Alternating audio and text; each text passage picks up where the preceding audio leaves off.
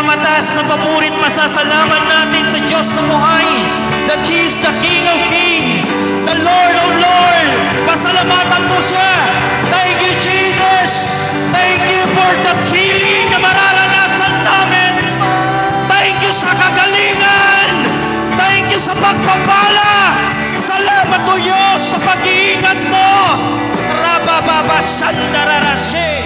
And I will always declare blessing, protection, hallelujah, pagmamahal, peace, joy, ay mararanasan po namin, Panginoon. Woo! We thank you, rararabababasente. Jesus, salamat, Panginoon, sa oras na to. Wala po kami ibang itataas at pasasalamatan kundi ang ngalan mo. You are the King in our life. Salamat sa mga kaluluwang dinako mo dito. Hindi ka bulag, Panginoon, na inuna kanila, Panginoon, despite sa napakadami na nilang ginagawa, but hisinig ka nila, Panginoon. Kaya naniniwala ko, Panginoon, ang bakuna sa iyo ay hindi kalugian, Panginoon. Ang bakuna sa iyo ay nagpapakita that you are our priority ng aming buhay. Nagpapatunay lang, Panginoon, ng bakuna sa iyo ay mahal ka namin, Panginoon. Salamat, Panginoon, sa natitirang oras. Let the sickness be healed in the name of Jesus. Naniniwala ko, Panginoon, na pinagaling mo na ang mga may baon na sakit. Yung mga nahihirapan financially, it's because nag-start na yung pag-aaral ng kanilang mga anak. Wala dito hihinto sa kanilang pag-aaral. In the name of Jesus.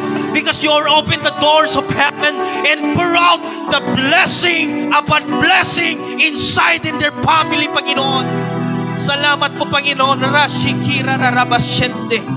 Yung mga naguguluhan, and I declare the peace in their mind. Sapagkat naniniwala kami, Panginoon, Ikaw ang Diyos, tunay na nagbibigay ng kapayapaan. Panginoon, ang dalangin ko, ang kapayapaan mo pumasok at manirahan sa kanilang mga tahanan. Pagpalain mo ang aming aaralin, that we are not compromised in this word. Kami po itinawag mo bilang ilaw at tanglaw sa mundong ito. Pagpalain mo mga salita mo, Panginoon. Tago mo ko sa pinakalalim, that not my knowledge, not my mouth and my lips ang siyang magsasalita ngayon. And let the mantle of anointing of the Holy Spirit be a teacher right now. Maghari ka, maluwalhati ka, Panginoon. And this we ask, pumalakpak tayo at magsabi ng Amen! Hallelujah! Praise the Lord! Kita man ta kami pag-isilaw man dito kakabsat. Sabihin mo sa katabi mo, sa harapan, sa likod, lagi kong binabanggit ito. Nagragsak kaktadda ka manan, kabsat ko na. Sige, bago tayo mag-start na mag-aral, sabi mo sa katabi mo, magalak ako, nagagalak at masaya ako. Nakita ko yung kagandahan mo at kagapuhan mo. Amen! O, sige nga mo, tapikin nyo yung katabi nyo. Yan. Sa likodan nyo. Sa harapan. Sige nga po, bibilan ako ng 10. Habang hindi ako tapos nagbilan ng 10. Bibiyong pumalakpak po tayo. Dahil alam nyo po, 6 months is already done. Hindi ka pinabayaan ng Diyos. Hindi ka iniwan ng Diyos. 10, 9, yung mas malakas. 7, 6, 5, yung mas malakas. 4, 3, 2, 1. Sabay-sabay tayo. Thank you, Jesus! Woo! Salamat po mga Panginoon sa pag-iingat mo, pagmamahal. At nararanasan ka namin sa bawat isa. At either kami mag-asawa, nararanasan din namin ng Diyos. At ikaw mismo, mararanasan mo din ng Diyos. Ang ating pag-aralan for today is all about living uncompromised life. Tatagalog po, mamumuhay tayo na hindi nakikiayon. Namumuhay ka lamang sa gusto at plano at will ni Lord. Amen. Praise the Lord. At yun ang tapos na anniversary natin. Grabe. Salamat, Panginoon. Salamat sa mga buhay po na nagpagamit. And until now, hindi ako move on pa rin sa anniversary natin. He is the God talaga. Ang ating pag-aanda na naman for next year, January, ang anniversary din ng pabahay. Crusade ulit doon. At naniniwala ko ang Diyos ay gagalaw. Kapag ikaw, sabi mo sa katabi mo, kapag ikaw ay hindi nagkikompromise sa mundong ito.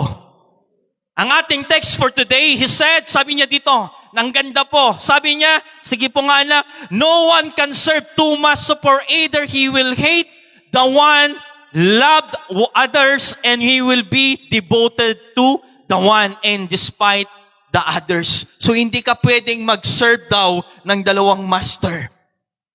Dito sa mundo mabalin, no trabaho. Like, example ni Cherry. Trabaho na nagsiserve, mabalin. But itilubong, hanga mabalin. It because, kinunat ti Biblia, siyak lang ti daw-dayawang. Amen. Kapag ikaw ay namili na siya ang paglilingkuran mo, you cannot dapat serve the Word. It because we believe into the Lord, nang kunana dito Biblia, siyak lang awan habalin. And your God is a jealous God. Amen. Kaya no ti serbiam kat lubong na agjelos na po Diyos. Amen. Kaya nga po, kapag nakapili ka na kung sino yung pagsiserban natin, awan tilugi. Basahan tayo dito yung verse na sumarano. For you, O Lord, bless the righteous man, the one who right is standing with you. You surround in him the favors at with the shield. Kita man ni David, na kapag siya ay sinaglingkuran ng Diyos, kita ni, Nadya ko na the one who's right is standing with you. Kapag siyang pinili mo, ang Diyos ang titindig sa'yo. Amen. Nagmayatan na kapag pinili mo ang Diyos, hindi ang tao ang titindig, kundi ang Diyos mismo ang titindig para sa'yo. Amen. Ayaw mo yon? Na kapag merong po nag-aapi sa pamilya mo, nananahimik at nananalangin ka lang, ang Diyos ang titignig. At darating yung panahon, unti-unting inaangat ka ng Diyos. Amen. At naniniwala ko, ulit-ulitin ko ito. In God's time, amin kayo ka napintas to ti biyabiyagyo. Amin tayo. Nagungunat tinalawang nga parkingan ko na in-interview kim one-on-one yung mga kabataan kasama ko ang asawa ko. Ang lagi kong payo sa kanila, mag-aral at gawin yung best para kay Lord. Darating yung panahon, gusto ko isa sa inyo or lahat kayo na nagmayatan no, agtugaw-waktog kapi habang rorayin kayo kat adardar gilugan nga at parking. Amen. Bagam takaabay mo, agisakay kanto ti kararwa dilugan mo. Amen! Palakpakan niya po Diyos. Ano pa yung sabi niya yung verse na yun? Sige nun, ibak mo pa anak. Ano yung sabi niya? You're surrounding him with the favors. Ibig surround, God will use people to bless you. Na, tingnan niyo po si David, with David, he gave his life, his kingdom, his family, yung nakasakupan niya, ibinigay niya kay Diyos. Walang kaharian na tumatalo kay David. It because favor of God surround the kingdom of David. Kaya ikaw mismo, if you choose Jesus, if you choose God in your family, God will surround you of favors inside of your family. Amen. Pero kung hindi mo siya pipiliin, vice versa ata. Amen. According to the Bible, 5 times ko na po nabasa po itong Bible. To those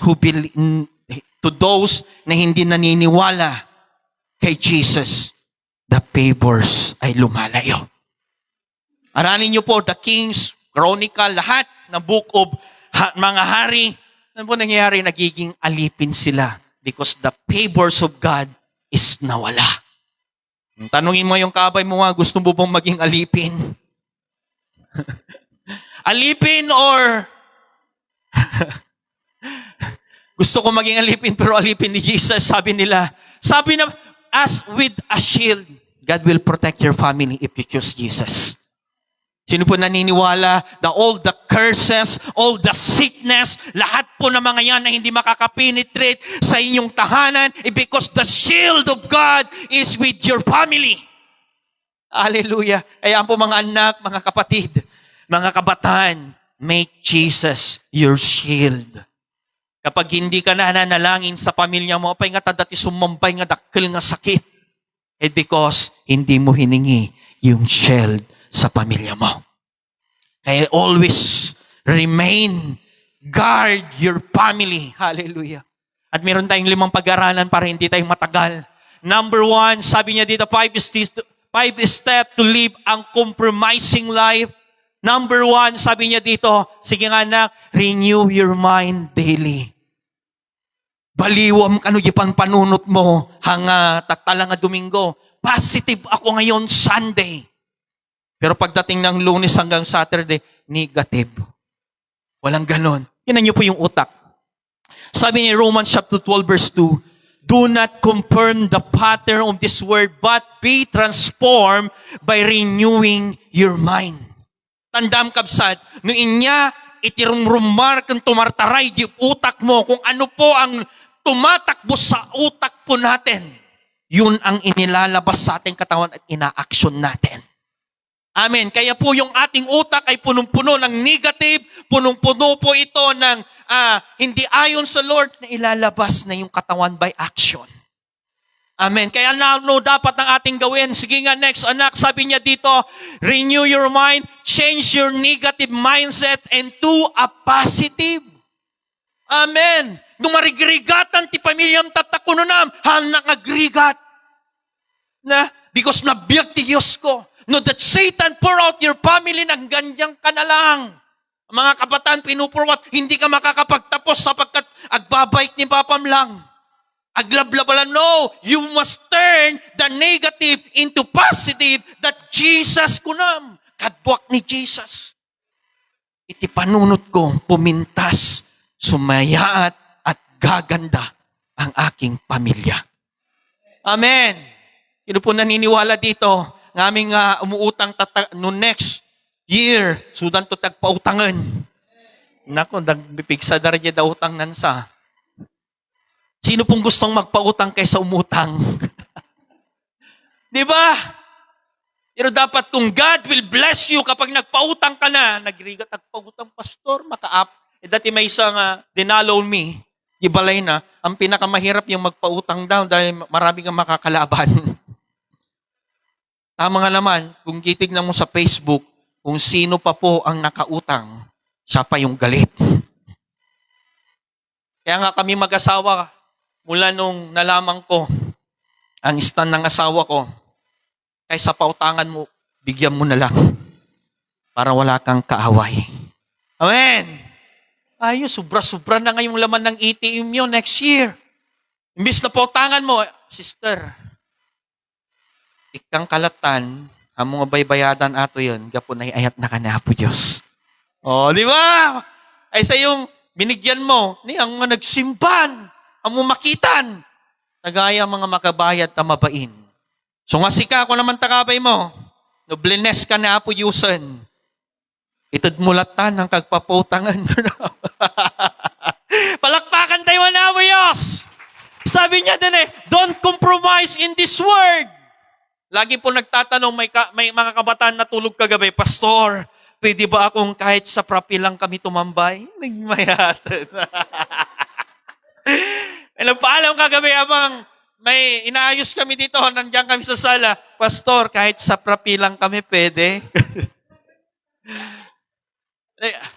Sabi ko sa kanila, kung pinaalam nyo dito na dito lang kayo, dito lang kayo.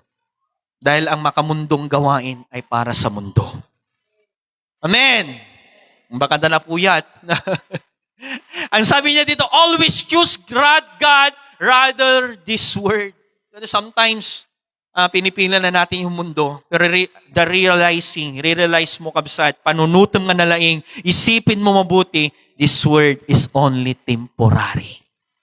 Amen. Pastor, temporary magayam, o rin nangagbalayan tinapintas. Ang nakaglugan kinapintasan ta temporary lang. Hindi ko po sinasabi na bawal na po umangad na umanda, umayos at komportable din ang buhay po natin. Dahil plano din ng Diyos na masagana at kaaya-ayang buhay. But you must choose your priority. Sapay kumano, nagdakkel balay mo, nagpapaunag kalataa, na sometimes kasi nung dakkel balay, nalipatan nan. Sino ka? Dati, nung sikinita kayo, nagre-rin na kayo, kumare! Yung nagdakkel balay nanton, binakudan nanton yung aton na padiran. Nawa ko ng takabay mo, God bless you. Stay who you are. Amen! Wala, nagpintas di testimony nga, bines ka ni Apo Diyos, then, hindi mo pinili yung mundo na natili ka pa rin nagpapakumbaba at nakikita si Kristo sa buhay mo. Kaya mga kapatid, change your mind. Renew your mind. Ano ko na ni partner ko, Pastor Exud, kung nanunod dito, mapapanood niya, laging ang utak at pag-iisip ang kalaban ng tao. Sapagkat kung anong nilalaman ng puso papaso sa utak, isasagawa niya. Kaya nga po, always check your mind kung naka-align pa ba to sa plano ng Diyos or kung hindi na naka-align. O sabi mo sa katabi mo, yugyugin mo, renew your mind, kabsat. Hallelujah. Pangalawa, ano yung sabi niya? Guard your heart in circle. Pilium. Sige po, next. Sige nga, anak. Yung verse niya. Be intentional about about what you allow into the Spirit and who surround yourself. In 1 Corinthians, ito po warning po ni Paul sa mga church of Corinto. Do not be milch, bad company, corrupt good character. Sa kapagkat tingnan mo po, kung ano yung sinasamahan mo, parang karkarupam ter aramidandan. Alangan mo no chismoso kan kwati sinurutam, sikat kahanga chismoso. Padasam, sino po dito yung nagdaan po ng mga kabataan, ng mga tatay, noon nanginginom ang sinasamahan mo, sino ka? Oh, di ba? Noon, mga nanay, ang sinasamahan mo,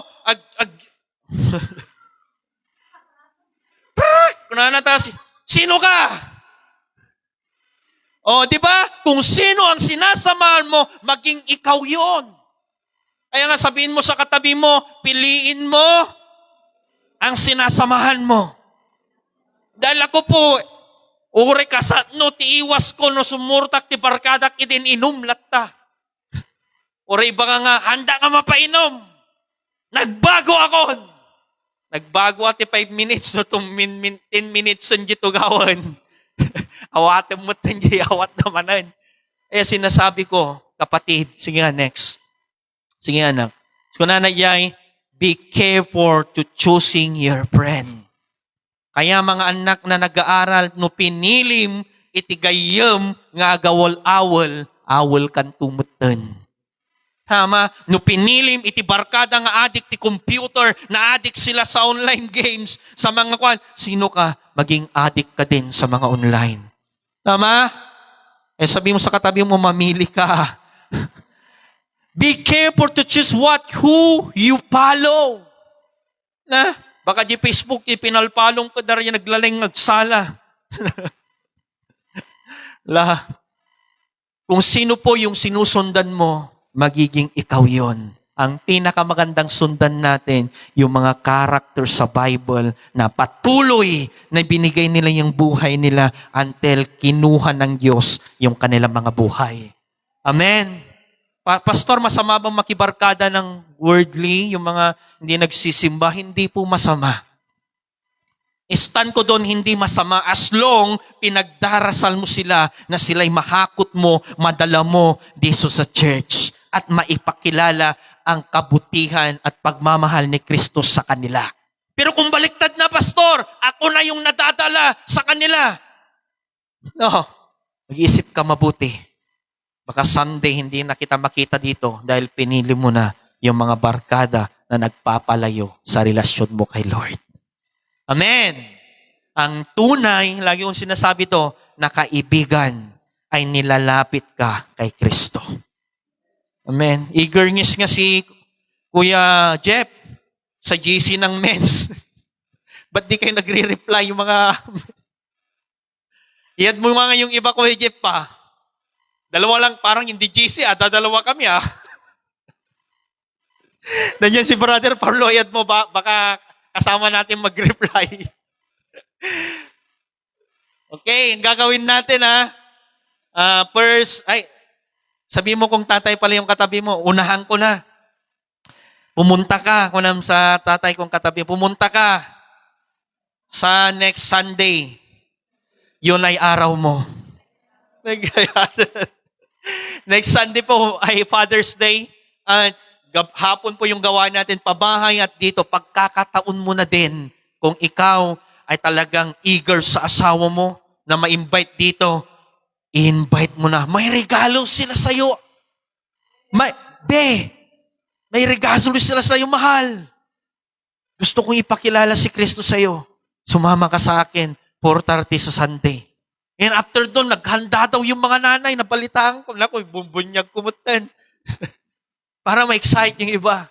Sabi niya, choose a friend to lead you the will of God, draw to closer to God. Nagmayatan, yung best friend mo na, no absent ka best. Hang mabalay, no Domingo, kadwa ka Darajay ati barkada, darajay ti friends. Hindi yun. Malanitan di bibig mo damdaman Piliin mo mabuti. Pangatlo na tayo. Ano yung sabi niyo sa pangatlo? Set the clear spiritual boundaries. Makakasit ka lang na spiritual boundaries kung ito yung gagawin mo. Sige nga, next. Anak. So, above else, guard your heart for everything you do, flow from it. So nga, alagam di pusom, sapagkat kung ano nilalaman ng puso, ina-action yan. Kaya hindi ka makakaset ng boundaries kung, sige nga, next anak, if you truly obey the command of God. Makakaset ka lang ng boundary kapag nag-o-obey ka kung anong sinasabi po ng Diyos dito sa Biblia. But kung wala ka pong alam na mga command ni Lord, hindi ka makakaset ng boundaries sapagkat open lahat. But if you know yung tama at mali at nababasa mo dito, nakakaset ka na, amoy Saudi, nag-Saudi magamin, padasam lang nagsardeng di kutsim ijay enti, parang kampo, yun na pang kadyal kubar. Madamdama lang basit, dagtawag kanya mon, bawal dagistidi ta. Because the radar, amon di radar da, makitkita da, gilugan. Kastamat ka niya po Diyos. If you set the boundary, kung talaga nag-uubi ka, at daradar mo, mali ati yaw awis na kanya ka. Tama? Hindi yung pag may nag-message, wala naman nakakakita, wala naman si pastor, wala naman si leader. Sige, maminsan-mat lang. Amen. Makakapag-set ka lang po ng boundaries if you truly love God. Kasi nga, mahal mo ang Diyos, ayaw mo na ng mga ibang gawain. Makakapag-set ka lang ng boundaries kung if you truly seek God at all times. Na kahit hirap na hirap ka, punong-puno ka ng mga problema, punong-puno ka ng mga trials sa mga buhay mo. Still, naniniwala ka kay Lord at nagsiset ka pa rin ng boundary. Kaya ko to dahil sa'yo. Amen.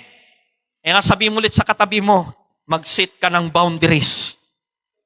Hallelujah. Alam mo yung boundaries din ninyo, yung puso. What you see, bantayam di puso ti makitkita. What you do, tar aramidam. What you hear, and every you do, flow from your heart. So niya ti makitkitam, inyaman iti mababasam, inyaman iti mangmanggam. Bantayam ti pusom, and agset ka ti boundary. No sursuruan da kan anak ngagtakaw. Na, agset ka ti boundary. Tinamot mo ni mamam ata, 50 lang, pang miltita. Ops! Kung nga dagos pinadaktil na ni mamak nga limpyo. Anang asurwan ti madi. Wala tadrama, amen. Intakidya gada, ag-awalan. Alam niyo po, nag-repeater ako ng first year high school ko noon. It because na-addict ako yung, alam niyo yung PlayStation. PlayStation. Sa Ordanita kasi merong kwarto doon na tambayan na mga PlayStation. Ni awanan, napaliwaw nga iti talaga first year. Ang inaamin ko. And then our first year high college, upat i-drop ko iti. Because nabarkada manen. You will not set the boundary na nasamaan ko. Kaya kung yung kaibigan mo, sinasama ka sa maling agawin, you must set the boundary. Hindi ako taga dyan. Kay Kristo ako. Huwag mo lang hantayin na imbis sana na 4 years lang, ay 7 years, ilang years sa high school na? Imbis na 6 years, naging 10 years. No, it because mali yung hindi ka nakapag-set ng boundaries. And either your loved ones, na? Loved ones ko lang mata na jay ayatem. Kat no jay ayatem tata, kat surwan na katimadihan langan. No? Hindi ikaw ang para sa akin. Amen? And nung kinounsel namin one-on-one, isaganam at abagim. Preserve. Nasuna ti first kiss mo. Nagmayatan nung kasaraksuna, baka tiluwak. You are my first kiss. Kunanan ako, nagmayatan. Siyempre, siya agkasarto kanyada. Maliban ano nga pandajay ka. Bangir nga church na as a pastor, no, kasarang kayo, nagmayatan nga. Sika lang. Iti first ko ti amin. Nagmayatan nga ng gano'n. Hanga jay, nawanan, nalpasan. So nga dari nalpas, naarami doon. Mabaling niya perimidwan, kasarang kay lata to release the blessing. Amen? Nagaduninang niyo dito, alam so daming nga ninang. Ano? Dari ang pang nagkasar dito, alaan nyo aming nga ninang darito, ado kwartada darito. Tulungan da kayo darita. Katkatawan ni brother na ganun to, ni ko ha? Nanda Elijah, kasar kayo, takasarang kayo. Irkun pa iti pagkasaran nyo ninyo, hindi kayatan. Nagsagana iti manulong table detan mayatan. So apo, kakabsat, if you truly seek God at all times, nakakapag-set ka ng boundary. Hallelujah. Pang-apat na pag-aralan po natin, pray for wisdom and strength. Para hindi ka makakompromise po sa mundong ito, pray for wisdom and strength. Really, on prayer to maintain your integrity and receive the peace to stand strong when tested. Ti prayer lang kakabsat, timang panagnag. No lagi kang babad sa panalangin, babad sa pagsisik kay Lord, everything, oray masignal number 10 nga problema, kaslaawan lang, taamom nakadwam ni Apo Diyos. Sometimes kasi, once amat ka lang agkararag gamin. Tawagan man takabay mo no, once ayar ngagkararag. No birthday na langan sa lagkararag. Lord, thank you Lord, birthday tatan ako. Once ayar talaga 365 days ba? Naku naman. Kaya po nauhuli tayo ng papala nung prayer meeting na kwati pusok. Duduwa kami mo nagpastura kami magkarkararag titakil nga building. Nabayag anong kasta. Ibagam takabay mo, sama-sama tayong manalangin kapsat ko nam.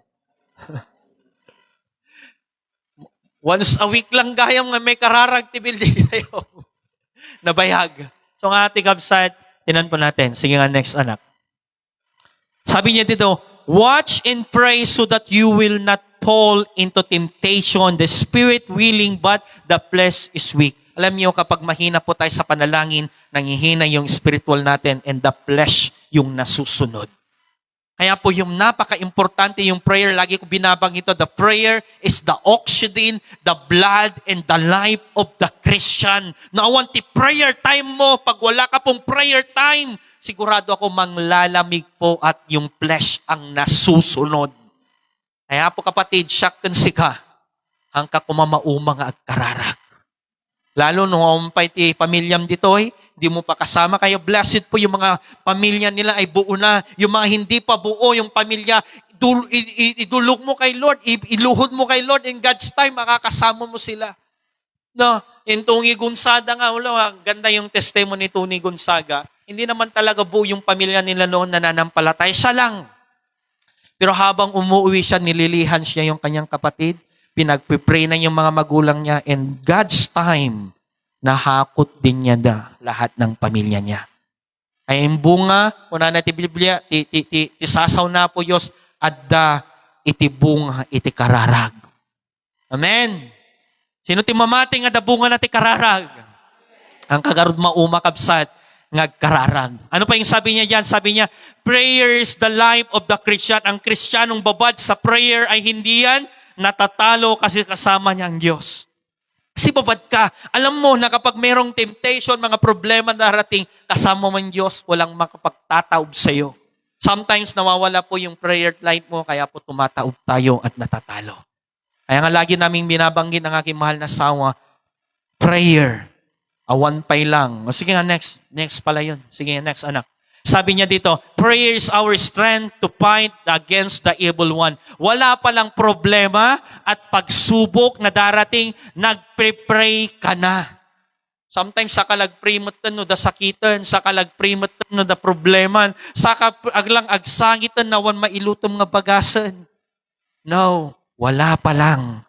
Wala pa lang dumadating, nagpe-pray ka na. Para pagdating po ng problema, handang-handa ka na.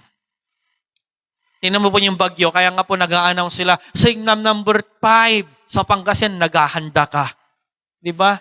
Wala pa lang, hindi mo pa lang nakikita, naghahanda ka na din. Lord, prepare me kung merong mga pagsubok na darating sa akin, kung merong mga temptation na darating sa akin, kung merong po na gustong pataubin ako, Lord, I pray that give me strength na galing sa'yo dahil alam ko na kapag ang kalakasan na galing sa'yo, hindi mananakaw ng iba. Kayang-kayak, basta kadwak ni crush. Hindi nag-breakdown, awan makita ti church son. Apay nga di ka mamapalan. Break na magamin. O di ang kalakasan niya sa tao. Amen? Sabi mo sa katabi mo, ang kalakasan mo nawa ay sa Diyos. Amen? Sige man, i-break mo man garod, no? Sa Diyos man nga garod na talaga. Ayam? Nampay. Next, pang-tatlo. Use God wisdom that lead us in victory. Kaya nga pray in wisdom and strength. Alam niyo po yan, yung wisdom, matalino ako. Kunam, sino, dahil kami ipagbagang nakapit tuulok. No. Declare tayo man natin magkasunod na dalawa. Matalino ako, kunam, tapos di kapay mo taping matalino ka. In 1, 2, 3, go! Matalino ako. Matalino ka. Amen. Palakpakan tayo man na po, Diyos. Dahil sinasabi kasi ng iba, nakapoy kaming tulog. Awan kinakapoy. Lalo na basa ka dito lagi kang magbasa nitong tumatalino ka lalo. Amen. Testimony garon ni Pastor, ang pang nag-board exam, or eskwelano, mabsent ti Domingo. Nababalitaan ko ngayon grabe ang DepEd. I pray for DepEd. Pati mo, Domingo, ka Pastor ganda ka no, high schoolan. Nawa po ay ikwan natin yan. Alam niyo, unti-unting isinisiwalat ni Satan yung mga kaparaanan niya. Makikita niyo pati Sunday yung college nag-aaral yung mga bata. Wala sa amin nun. Sabado nga, isang subject lang, PE lang na yung kwalang namin. Yung mga practicum lang namin ng Saturday. Pero ngayon pati Sunday, yan po yung atake ni Satan upang sa ganon ang mga kabataan ay malayo kay Lord. Kaya ikaw at ako manalangin that dapat ang Sunday ay para kay Lord lang. Inyong napapansin, lalo na mga criminology at mga engineering, yung course nila architect, Sunday may pasok yan. Kaya ikaw at ako magbantay na nawang Sunday ay para kay Lord lang kabsat. Sabi niya, use your wisdom to overcome the trials in our life. Kaya nga po binigyan tayo ng katalinuhan sapagkat kung merong mga pagsubok, alam mo na kung paano mo ma-overcome yan.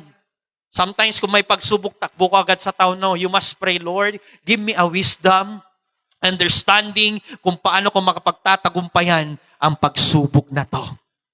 Ganun dapat tayo. Ano pa yung sabi niya dyan, Kabsat? For the last, anchor yourself in faith. Alam niyo yung anchor? Sabi niya dito, remember the true victory over the broken system of this world come through steadfast belief. Kapag naniniwala ka sa pananampalataya, i-anchor mo. Ang trabaho po ng anchor po ng barko, kapag nilapag nila yon, hindi po aandar yung barko. Hindi natitinag. At ang gawin mo bilang isang Kristiyano, make Jesus the anchor of your faith. Na kapag merong si Jesus at naka-anchor yung pananampalataya mo kay Jesus, anuman ang pagsubok, ano man ang mga problemang parating, ano man ang sabihin ng mga tao sa iyo, ano man ang sasabihin po ng mundong ito, kapag si Jesus yung anchor mo, parang wala lang yan. Dahil alam mo, hindi matitinag ng anumang tao at anumang pagsubok ang anchor mo kay Jesus. Amen. Sabihin mo sa katabi mo, maging anchor mo si Jesus. Hallelujah. Ano pa yung sabi niya dyan, anak? Sabi niya, for everyone who born of God overcomes the world. Kapag ikaw po ay sa Diyos, na-overcome mo yung mundo. And victory does overcome the world, even our faith. Ti pananampalatayam, iti faith mo ka ni Apo Diyos, ma-overcome, itilubong. And sometimes kapag nangihina yung faith, ano po nananalo? Ang mundo. Vice versa lang yan. Kapag malakas yung faith, ang Diyos ang nasusunod. Kapag mahina yung faith, susunod. Kaya kabsat, I will encourage you. Be strong yung faith mo kay Lord. At naniniwala ako, kapag ang Diyos ay nasa iyo at anchor mo siya, matatapos mo yung takbuhin. Sabi ni Paul, I finished the race. Kabsat, matakbuhan ka nawa ng Panginoon. Matatakbuhan ka nawa ng Panginoon na natapos mo yung takbuhin. Sige nga po, your faith changed everything. Iti pananampalatayam, kaya na nga baliwan ti amin. Ibig sinta amin, aming status ti biag mo, kaya na baliwan gapo ti pananampalatayam. Next, your faith transform sabi niya, you're from nothing into something. Gapo ti pamatim, dating awan, at dahan katata. Gapo ti pamatim ka na po, dati ka, nga malmaliitin lang, atan, inangat na ka na po just because of your faith. Amen. Yung sapay ko blessed na ka na po Diyos, we pray to the Lord, you is still humble by the grace of God at daak daritoy nga banag. Amen. Kasi siya, ano lang, may gamit balay mo, nagpakarigatag gamin.